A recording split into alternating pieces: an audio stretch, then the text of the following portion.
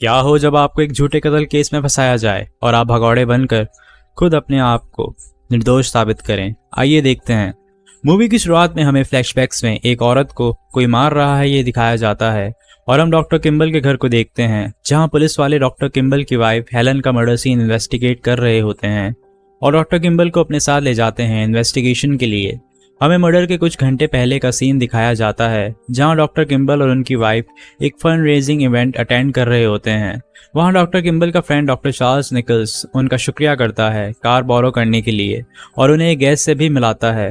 Doctor Kimbal अपनी wife के साथ अभी वापस घर जा रहे होते हैं कि उन्हें अचानक हॉस्पिटल से कॉल आने की वजह से इमरजेंसी में जाना पड़ता है और सीन इंटेरोगेशन रूम पर शिफ्ट होता है जहां पुलिस वाले उसे कहते हैं कि उसके घर उसके सिवा और कोई नहीं था और उनका सारा शक उस पर जाता है क्योंकि उसकी बीवी के मरने के बाद सारा पैसा डॉक्टर किम्बल को मिलना था और उसके हाथों के निशान भी पाए गए थे। किम्बल गुस्से में उन्हें कहता है कि वहाँ एक हाथ वाला आदमी था जिसका दूसरा हाथ प्रोस्थेटिक था और वो उसके पकड़ें। और इसके बाद कोर्ट की सुनवाई में भी सारा शक किम्बल पर ही होता है और सब सबूत उसके खिलाफ होते हैं जिसकी वजह से उसे सजाए मौत हो जाती है जिस पर वो शॉक हो जाता है। इसके बाद किम्बल के साथ और भी कैदियों को जेल शिफ्ट किया जा रहा होता है कि रास्ते में एक कैदी झूठा पेट में दर्द का नाटक करता है और पुलिस वाले के गेट खोलने पर उस पर अटैक करता है। इन सब लड़ाई में ड्राइवर को गोली लग जाती है और गाड़ी रेलवे ट्रैक्स पर गिर जाती है जिसके बाद एक पुलिस वाला काफ़ी घायल हो जाता है और दूसरा पुलिस ऑफिसर किम्बल को उसकी मदद करने का कहता है जिस पर वो पहले अपनी हथकड़ियों की चाबी मांगता है और खुद अपनी हथकड़ियां खोलता है। इतने में एक ट्रेन उनकी तरफ आती है और सब बस से निकल जाते हैं लेकिन किम्बल उस पुलिस वाले की मदद करके उसे वहां से निकालता है और ट्रेन से बचता हुआ वहां से निकलता है। दूसरा कैदी किम्बल की पैरों की हथकड़ियां खोलता है और वो जंगल की तरफ भाग जाता है। एक्सीडेंट की जगह पर यूएस मार्शल के डिप्टी ऑफिसर जेरार्ड अपनी टीम के साथ पहुंचते हैं और पेट्रोल टीम को नज़दीक के इलाकों को सर्च करने का कहते हैं जिस पर लोकल पुलिस ऑफिसर कहता है कि एक्सीडेंट में सब मर गए हैं लेकिन उसी वक्त किम्बल के पैरों का हथकड़ियां मिलती हैं और जेरार्ड कहते हैं कि वो अभी जिंदा है और वो सब किम्बल को ढूंढने के लिए निकलते हैं। अगली सुबह किम्बल एक आदमी के कपड़े चुराकर हॉस्पिटल में जाता है और वहाँ अपने जख्म को ट्रीट करके पेशेंट के कपड़े पहन लेता है और वहां से हॉस्पिटल की एम्बुलेंस चुरा के निकल जाता है। जेरार्ड और उसकी टीम को पता चलता है कि एक एम्बुलेंस चोरी हुई है और वो उसका पीछा करते हैं। किम्बल एम्बुलेंस को एक अंडरग्राउंड ब्रिज के नीचे रोक के टनल्स में जाता है और उसका पीछा जेरार्ड और उसकी टीम भी करते हैं। अंदर जेरार्ड अपनी टीम को दूसरी तरफ भेज के खुद एक अलग रास्ते में जाता है और गिरने से उसकी गन किम्बल के हाथ लग जाती है। किम्बल उसे कहता है कि उसने अपनी पत्नी का खून नहीं किया है जिस पर जेरार्ड कहता है कि उसे इस बात से कोई मतलब नहीं। किम्बल अब आगे बढ़ता है और जेरार्ड अपनी दूसरी गन निकाल के उसका पीछा करता है। वो दोनों टनल के एंड पर पहुंचते हैं जहां जेरार्ड किम्बल को सरेंडर करने का कहता है लेकिन वो नीचे पानी में कूद जाता है। ये देख के जेरार्ड की टीम उसे कहती है कि शायद वो मर गया होगा लेकिन वो कहता है कि जब तक उसकी बॉडी नहीं मिलती वो यकीन नहीं करेगा। किम्बल बच जाता है और जंगल में से दौड़ता हुआ थक कर बेहोश हो जाता है। उसे ख्वाब में अपनी पत्नी की झलकियां दिखती हैं और वो मंजर जब वो किलर से लड़ रहा था और किम्बल की आंख खुलती है और वो शहर की तरफ अपना सफ़र जारी रखता है और रास्ते में उसे एक औरत लिफ्ट देती है। जेरार्ड और उसकी टीम को एक टिप मिलती है कि किम्बल किसी घर में एक औरत के साथ है और वो वहाँ पर रेड करते हैं लेकिन वो किम्बल नहीं बल्कि दूसरा कैदी कूपलैंड होता है। वो जेरार्ड के साथी को बंदी बना लेता है लेकिन जेरार्ड उसे मारकर अपने साथी को बचा लेता है।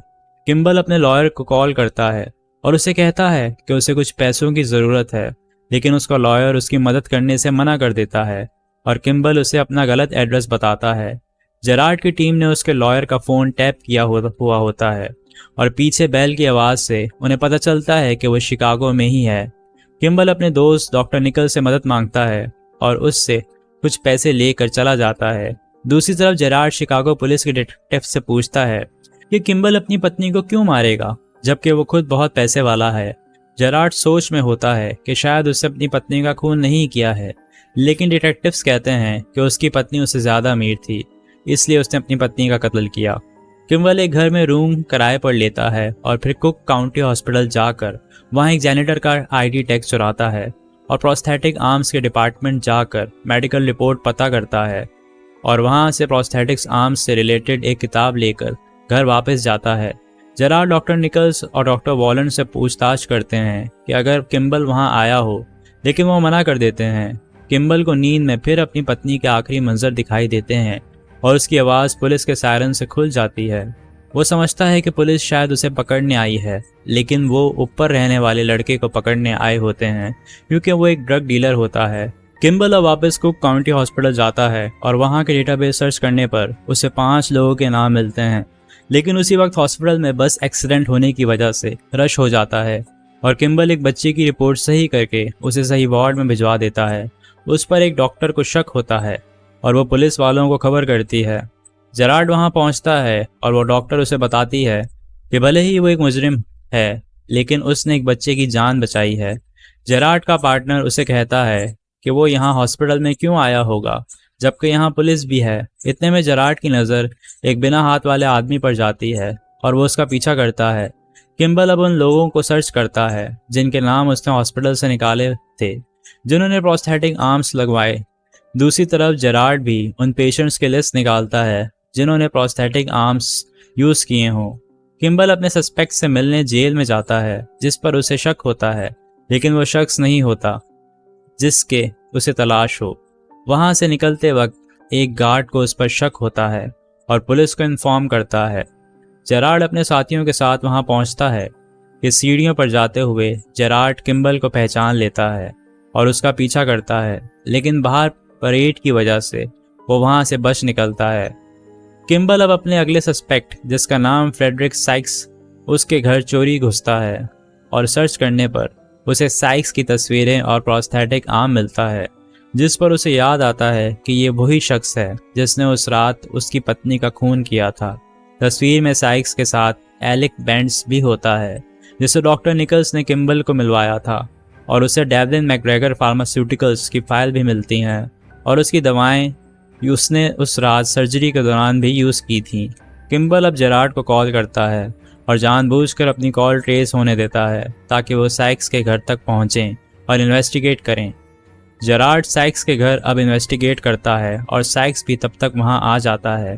पूछने पर साइक्स कहता है कि वो किम्बल को नहीं जानता है और जिस रात खून हुआ वो यहाँ नहीं था। किम्बल को शायद उस पर इसलिए गलत शक हुआ क्योंकि उसके एक हाथ प्रोस्थेटिक है। जेरार्ड को साइक्स पर शक होता है और वो अपने टीम मेंबर को कहता है कि पता लगाए कि साइक्स के साथ तस्वीर में दूसरा शख्स कौन है। किम्बल डॉक्टर निकल्स को कॉल करता है और उसे बताता है कि उसकी वाइफ के मर्डर के पीछे एलिक बेंट्स और डेवलिन मैकग्रेगर का हाथ है, क्योंकि उसकी बीवी ने इस न्यू ड्रग पर सवाल उठाए थे और इसे इलीगल भी करार दिया था। निकल्स उसे बताता है कि एलिक बेंट्स की कुछ वक्त पहले ही एक्सीडेंट में मौत हो गई थी, लेकिन किम्बल हार नहीं मानता और अपनी खोज जारी रखता है।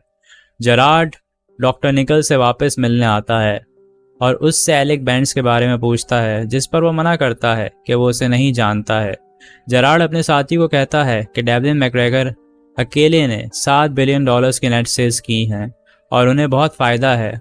किम्बल अब अपने दोस्त से, जो कि लैब में काम करता है, उससे लिवर सैंपल लेता है टेस्टिंग के लिए, और साइक्स को उसके बॉस की कॉल आती है कि वो किम्बल को ठिकाने लगाए। साइक्स एक फायर ब्रिगेड बुलवाकर उसकी आड़ में पुलिस की नज़रों से बच के बाहर निकल जाता है।